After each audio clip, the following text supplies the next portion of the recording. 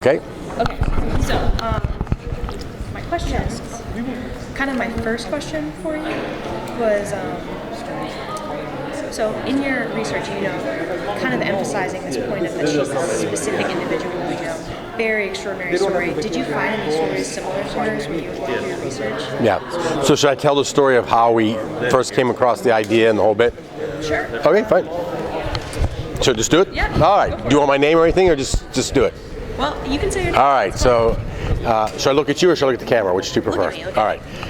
So I'm Alex. You should stand a little closer. I should say. Yeah. Because otherwise, the camera will have me view. So, right? Yep. If I'm looking this way, doesn't it look better if I'm just looking like here? Yeah. Right. Okay. All right. My partner in this work, Michael Wolf, and I were screening an earlier film of ours at two ends of the coast. I was on New England and he was over on the West Coast. And after the screening, we were approached by two different people who had very similar stories, and that was stories of relatives who were Jewish, who had been in Paris when the Nazis invaded, and whose lives had been saved by Muslim families. And that was really extraordinary to us because we don't often hear stories about World War II that involve religious minorities or people of color or women, for that matter. And so we became very interested with the approach of the 70th anniversary of D-Day, which this is, to find out a little bit more about these other stories. So we started doing research. We took a scouting trip to England and Paris. We hired a researcher to do some sleuthing for us, and we started uncovering many stories.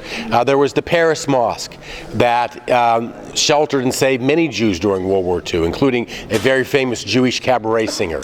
There were the many immigrants from Algeria living in Paris who joined the French resistance. There was the Franco-Muslim hospital that saved shot down U.S. servicemen and received an award from President Eisenhower for their heroism. So we found many stories, and then in that just general search we came across the story of this very amazing woman who was in essence told a story of a woman, of a religious minority, and of a person of color, and a very heroic one at that. So we really felt that this was a story, if we were going to tell one story to increase the idea of who the heroes of World War II were, this was the story to tell. Right, so increase awareness. I'm just like really nervous. Yeah. Okay. You're not getting it? I need to make sure it's on. Oh, all right. I was looking at it the whole time. And it is on, right? It is. All right, thank God. Yeah, that'd be a disaster. You'd have to dub me in. So, when you said during the panel discussion that almost this heroism thing isn't just restricted to times like her, that even us, we buy into this loyal culture.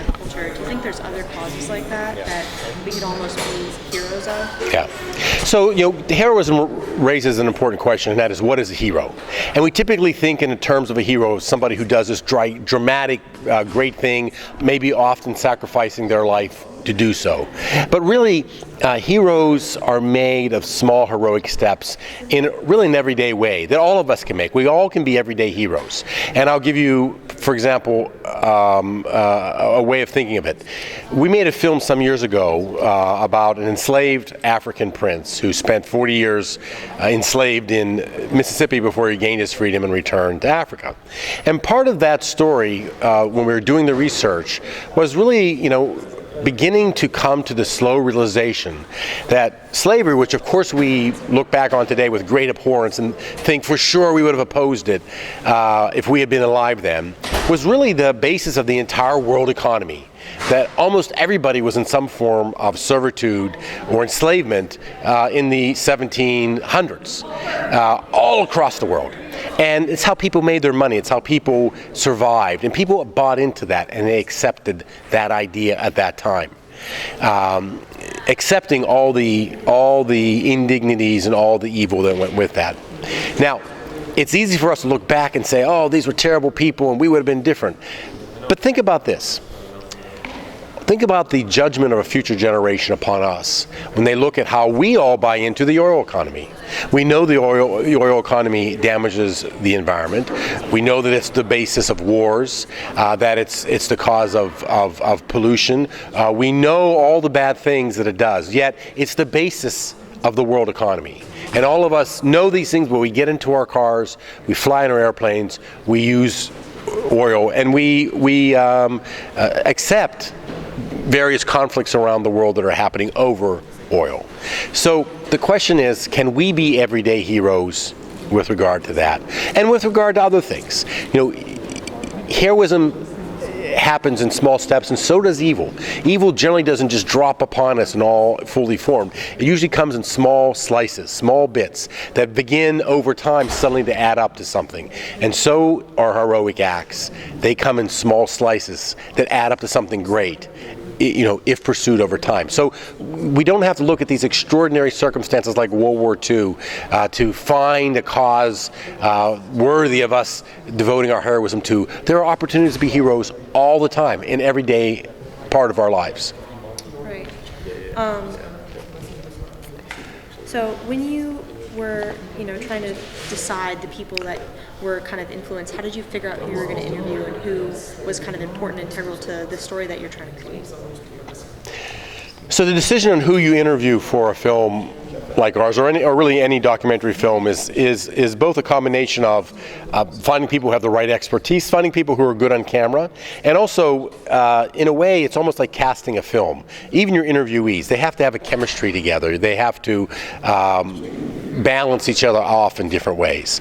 And so it's actually quite a long process of meeting people, talking to them, seeing what they have to share, sometimes doing pre-interviews to see how they are on camera, and then in essence kind of casting your story, your historical story in our case, with, you know, who's the right World War II scholar and who's the right scholar who knows something about her personal life story. And in our case, there was a religious dimension to this film, so who are the right religious scholars and so forth, and kind of putting that together until you get the right mix. Okay, and so how long did this movie take to make? Yeah, from the minute we pressed the go button until its completion, it was about 18 months. You know, filmmaking typically is about a year or so of preparation. It takes quite a lot of prep, followed by a month at most of actual lights, camera, action, and then about 6 months of editing. Okay, so I was going to ask you if it was more research or more filming, but I guess that tells me that it's more. Yeah, I mean, in all these things, I mean, if any movie you look at, or even any documentary you look at that has a reenactment capacity, imagine that every single detail has to be thought about, decided on, what the color of the wall is going to be, what the costuming is, what are the various props, where people are moving, where people are standing, what they look like, what they're saying. I mean, there's so much thinking and planning, and not easy thinking and planning at that goes into these things, that so much of the time is taken up just in that. And what I was thinking when I was watching it was, you know, every person seems to come at it in a different way, almost their own personal connection. What is your sort of personal connection? Because I heard you saying earlier that your parents aren't Muslim. Yeah. So what kind of brought you towards her? Well, one of the things that our company, Unity Productions Foundation's mission is to really try to build peace and understanding about Muslims by telling the stories beyond the headlines. We all know the headlines, we all see them, and they tend to narrow our vision to just a certain part of the world, a certain segment of that part of the world, certain causes. And we begin to think that all of Muslim history and all the Muslim world today is about that, and it's not, clearly. And yet, if we don't know these other stories, it's hard to really feel and believe that. So part of what we're always trying to do is we're trying to find those other stories, contemporary and also from history, that tells the wider, broader story of Muslim experiences, Muslim culture, Muslim history. And so our initial attraction was finding so many stories having to do with Muslims in World War II really surprised us.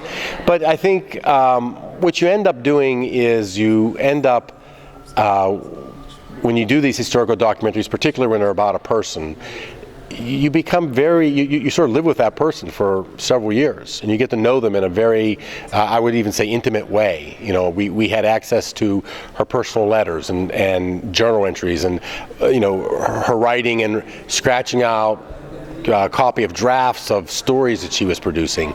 So you really got a feeling for a real living, breathing person. It really comes to life in your light.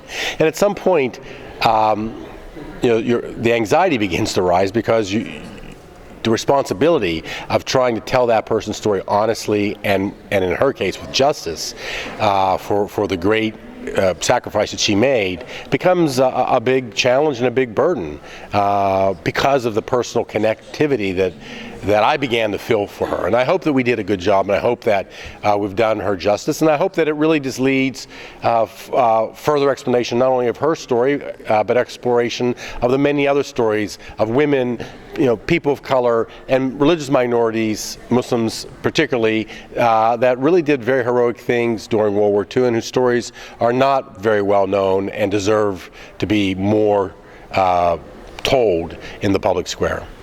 Right. One of the things that You have to go, please. Okay. Yeah, that's fine. Is that good? Yeah. Is there anything else No. you'd like to add? No. That's fine.